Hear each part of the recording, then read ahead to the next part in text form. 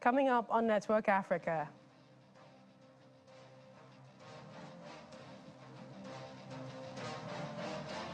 President of Kenya, William Ruto, rights groups differ over police handling of protesters. Sudanese Governor Mini Malawi renews call for Darfuris to take up arms.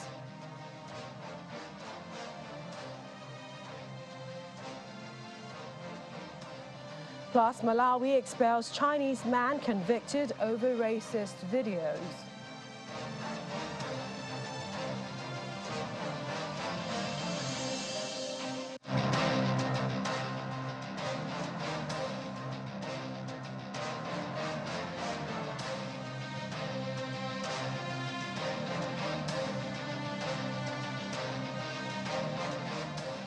Hello and welcome to the program. I'm Millicent Walker in Lagos. We've been monitoring the protest situation in Kenya, and today makes it the third day of planned demonstrations. However, there's been some mixed feelings on how the police is handling the protests. For Kenyan President William Ruto, he praised the police for ensuring peace during the recent protests, what a leading rights group has described as an act of terrorism. On the other hand, the Kenya Human Rights Commission, KHRC, says there is a troubling pattern to show that the police's actions and use of lethal force were premeditated. A member of a civil society network monitoring the police response to protesters in the western counties of Kisumu and Migori said that security forces seem to be enforcing a shoot-to-kill order. But ironically, Kenyan opposition leader Raila Odinga says bad flu has kept him from taking part in the three-day street protest that he called for over the cost of living and tax hikes. Over the past 4 months of demonstrations, Amnesty International has reported at least 30 people killed and at least 300 arrests made so far in clashes with the police. Well, international trade lawyer Linda Kavuka joins me now for more. Good to see you, Linda. It's the third day of protest today in Kenya. What's your assessment of the whole unrest?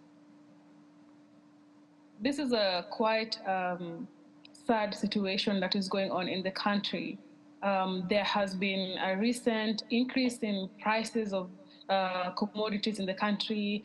Fuel, generally, cost of living has gone so high that has led to undue pressure in the society.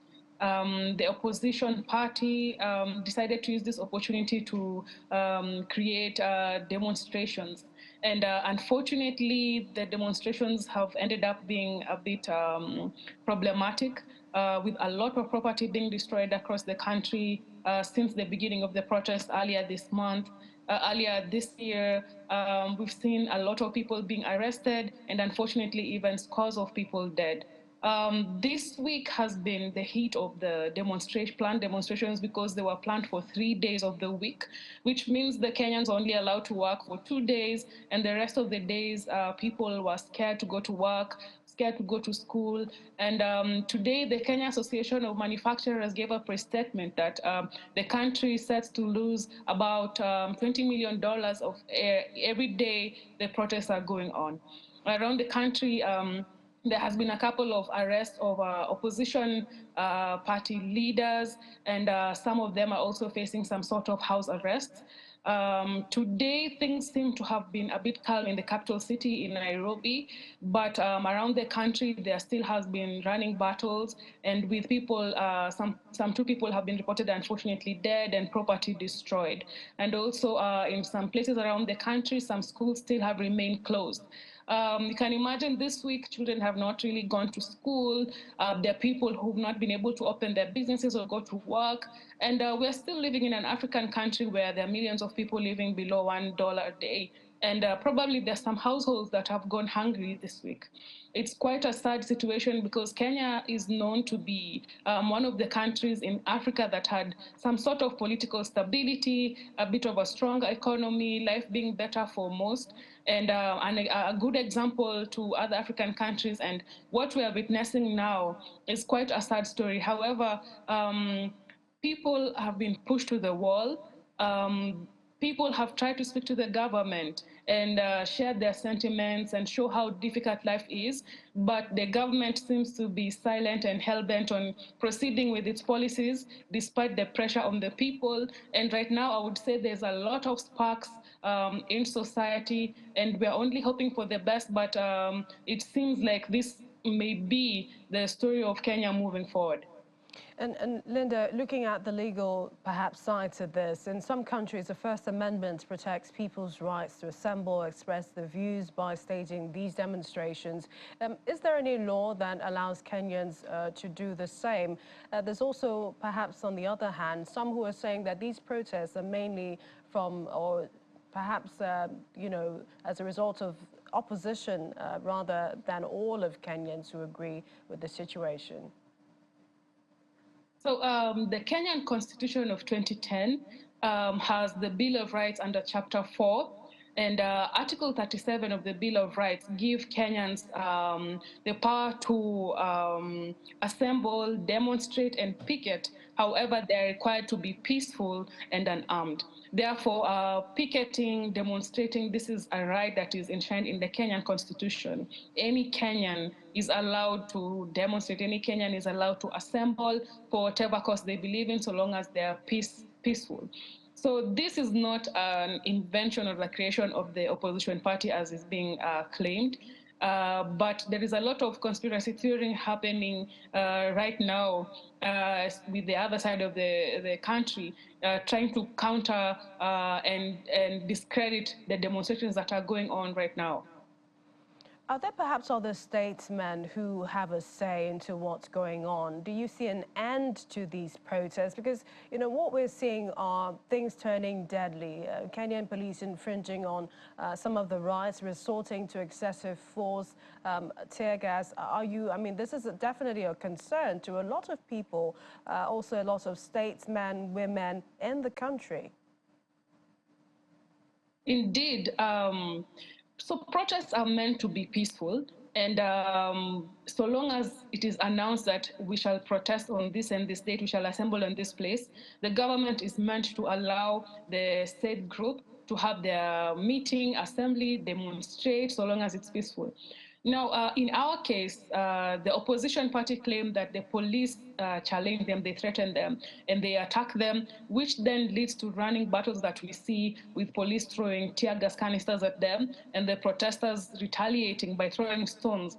And usually these things become very deadly very quickly, because unfortunately there are innocent people who are going on by their day. Some people, maybe they end up in the wrong side of the street and they get hurt, people get killed. We have seen in the past, especially in these informal settlements where they're living in tin roof houses, people will get even killed with stray bullets going so far into their homes.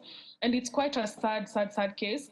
Also, unfortunately, we have scores of people who are paid mercenaries who infiltrate these protests and engage in a lot of destruction of property and especially looting. We have witnessed as our MSMEs and SMEs getting looted, thousands worth of stock by people who are stealing. Protesters are supposed to maintain their mission and their goal, which is to fight for a specific cause, which should not lead to the destruction of property or should not lead especially to stealing and robbing people of their life's work.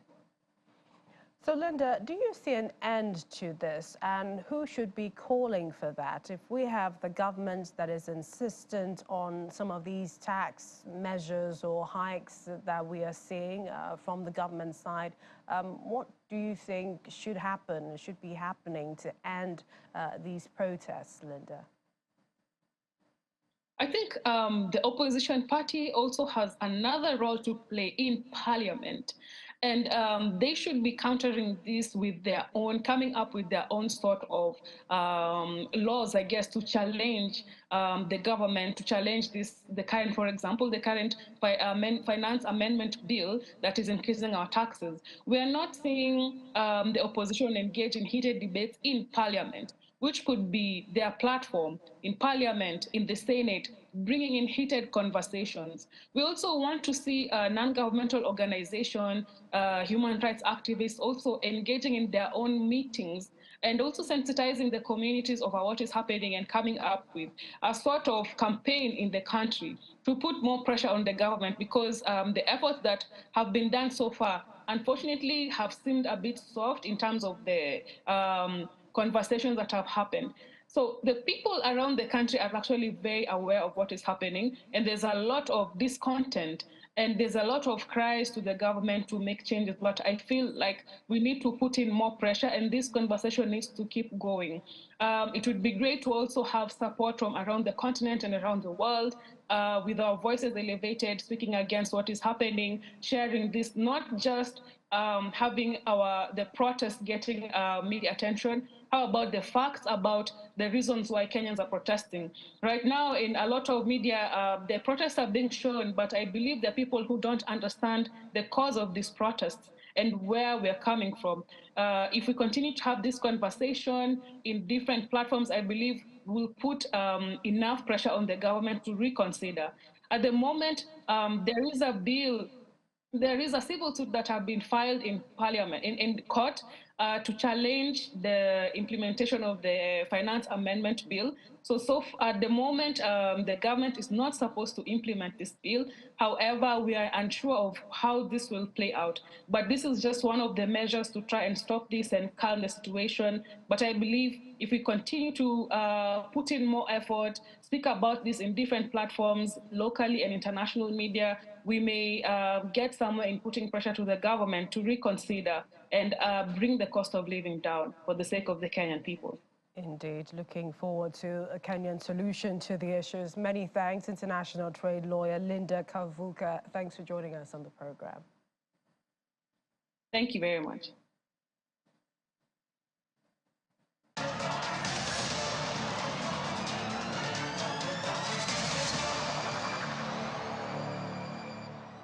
We're now in Sudan, where the Darfur governor and former rebel leader Miniako Minawi has renewed his call for civilians in the region to take up arms to defend themselves, saying the current situation necessitates that. He said his administration is leading efforts to stop the fighting between the Rapid Support Forces and the army, particularly in Darfur. Mr. Minawi has made similar remarks in the past, raising fears that Darfur, which is divided into 5 states, could descend into an all-out civil war amid growing ethnic tensions. Elsewhere in the country, fierce fighting was reported between the army and the RSF in Khartoum, Omdurman and Bari, the 3 cities that make up Sudan's capital. Eyewitnesses in Khartoum said the army carried out the heaviest airstrikes so far against RSF positions in several areas. The army said it killed 18 RSF fighters in clashes in Omdurman and Khartoum. The fighting has persisted despite continuing indirect talks between the army and RSF representatives in the Saudi city of Jeddah.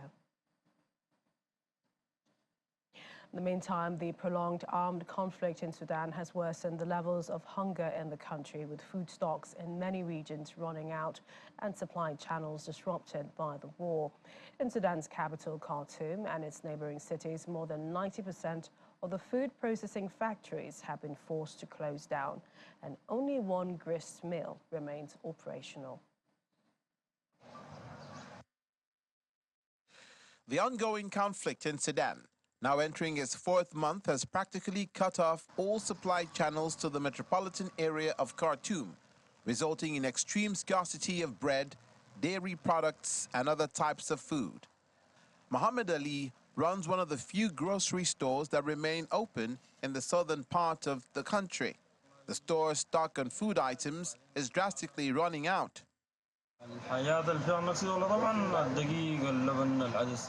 Basic necessities are extremely scarce.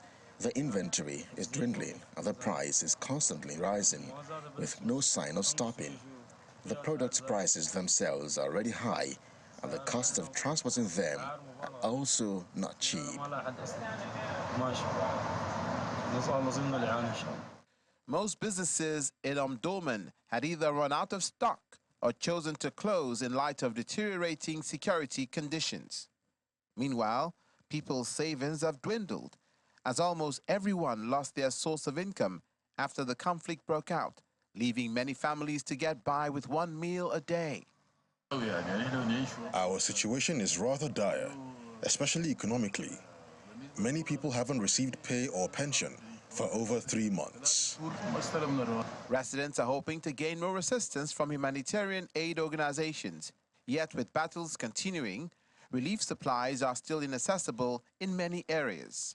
With the ongoing conflict and the imperfect ceasefire, it makes it more difficult for us, the humanitarian actors, to deliver assistances, and they are life-saving assistances to the ones who are in need. The country's hunger situation may further deteriorate as farmers can hardly get crops planted in time due to a lack of funds, seeds, and fertilizers.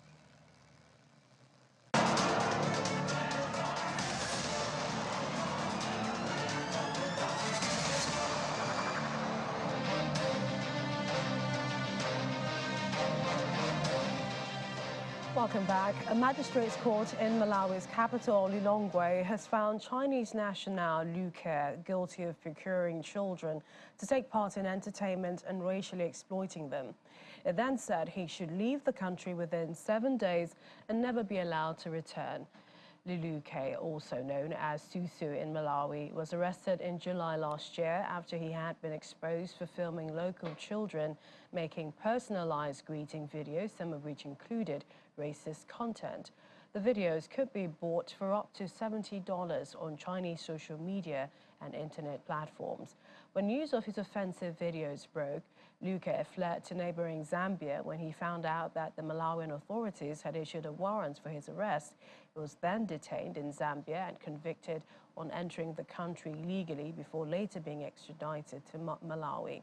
The case in Malawi did not immediately start, as authorities said they were still carrying out investigations.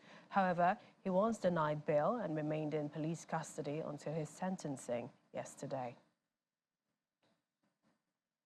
The political heads of state of Ukraine and Ethiopia and the Horn of Africa have held talks on the telephone for the first time ever, and that's according to a tweet from Ukrainian President Volodymyr Zelensky. The conversation between Mr. Zelensky and Ethiopia's Prime Minister Abiy Ahmed took place in the wake of Russia's withdrawal from a deal that allowed for the safe exporting of Ukrainian grain. The Ukrainian president said in his tweet, which partly reads, Ukraine has supplied almost 300,000 tons of food to Ethiopia under the Black Sea Grain Initiative and another 90,000 tons of grain under a separate grain from a Ukraine initiative. I emphasize that Ukraine is still ready to remain a guarantor of global food security. On the other hand, Mr. Abiy wrote, quote, I held a phone call with President Zelensky today to discuss bilateral and international matters of mutual interest, as well as the means and ways of bringing peace between Ukraine and Russia. To Health Matters now, head of the World Health Organization has been updating journalists on the reports of immunizations received by children in the years 2021 and 2022. The World Health Organization's Director General, Dr. Tedros Ghebreyesus, said that last year 4 million more children received immunizations than in 2021, adding that more than 20 million children missed out on one or more vaccines last year. Last year, 4 million more children received immunizations than in 2021. This is encouraging news, but large gaps remain, and global and regional averages mask severe and persistent inequities, especially in low-income countries. More than 20 million children missed out on one or more vaccines last year, and almost 15 million missed out entirely. While these numbers are lower than 2021, they are still higher than pre-pandemic levels. We're still falling behind with our targets to reach children with measles, HPV, yellow fever, and many other vaccines, risking outbreaks and suffering as a result of diseases that can be easily prevented. In response, WHO, UNICEF, and other partners have launched the Big Catch Up, working with the most affected countries to catch up, recover, and strengthen immunization infrastructure. Groups with vested interests are claiming falsely that the accord is a power grab by WHO and that it will stymie innovation and research. Both claims are completely false. I need to put this plainly. Those who peddle lies about this historic agreement are endangering the health and safety of future generations. And a new report by UN Habitat says the world is failing to provide adequate housing and achieve SDG 11 to make cities and human settlements inclusive, safe, resilient and sustainable.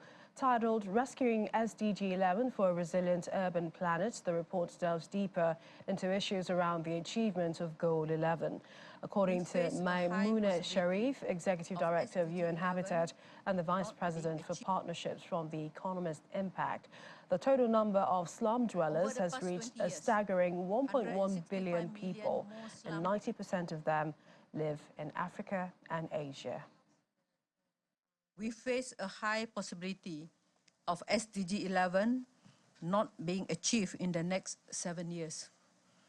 Sustainable Development Goal 11 of the 2030 Global Agenda focuses on creating sustainable cities and communities. Since half of the world population currently live in cities, this task is extremely important. Over the past 20 years, 165 million more slum dwellers have emerged. The total number has reached a staggering 1.1 billion people, and 90% of them live in Africa and Asia. Housing is not only a problem of megacities in poor countries. Developed countries also face a lot of housing challenges, with at least 318 million citizens who are unhoused. To meet the growing housing demands in 2030, we need to build 96,000 housing units every day. However, we need not only physical housing units, but also to ensure that people have access to basic services such as water and sanitation. Globally, 2.2 billion people still lack of safely managed drinking water, and 3.4 billion lack of safe sanitation. Finally on the programme, in South Africa, which has some of the world's worst rates of violent crime, the fear of rape is commonplace, and those who can afford it often take self-defense classes. Instructor Dominique Olsen brings classes to women in disadvantaged communities who are unable to pay the rates for training. This is Dominique Olsen. She's teaching some young women and girls self-defense to avoid being raped. According to the South African police, between January and March 2023, more than 10,500 rape cases were reported in South Africa, just a bit less from a little over 10,800 in the same months last year. Experts say for every case of rape recorded, many more go unreported.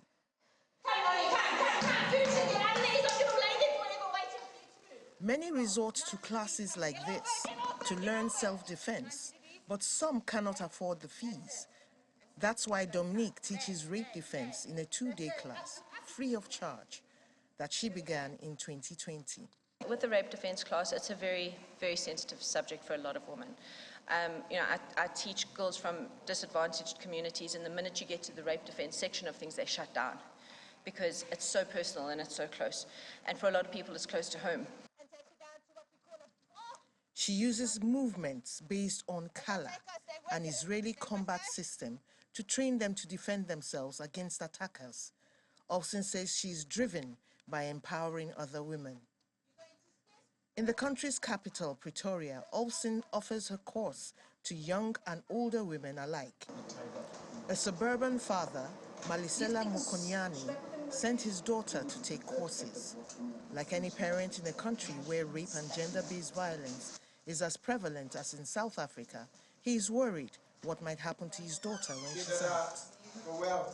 I think parents must ensure that as a start, this becomes part of the agenda of the everyday conversation among ourselves, with our children, when we go to these meetings at school, in our communities, everywhere. Malisela's teenage daughter, Camo, is aware of the risks. Even with training, she knows that such a situation would be a challenge to get out of. Dominic told me that she's not looking to get me out of there without scratches, or it's not pretty. The whole thing isn't pretty. And I'm gonna leave the fight scratched up, bruised, and hurting. But as long as I got out of there alive and I've survived, and I think that's very impactful to me. She attends the classes where she learns to disarm an armed assailant, how to push someone away who might pin her down. Roll. 90 degrees, come on, get off it, get off it, get off it. 90 degrees. Okay, that's it. Further south in the township of Vosluras, other teenage girls echo this sentiment. Move, elbows. Londiwe Kumalo, founder of the Canaan Organization, a local community program, is concerned about the young women in her community. She is aware of the challenges and traumas that women face in the township. But women's activists say rape defense classes are only part of the answer to a growing concern in the country where the victim or survivor gets blamed for the crime. In their opinion, communities need to start transferring the blame onto both the perpetrators and the enablers. That's right. Let's kick those acts out of our society. And that's our program this time. Thank you for watching. I'm Lisa.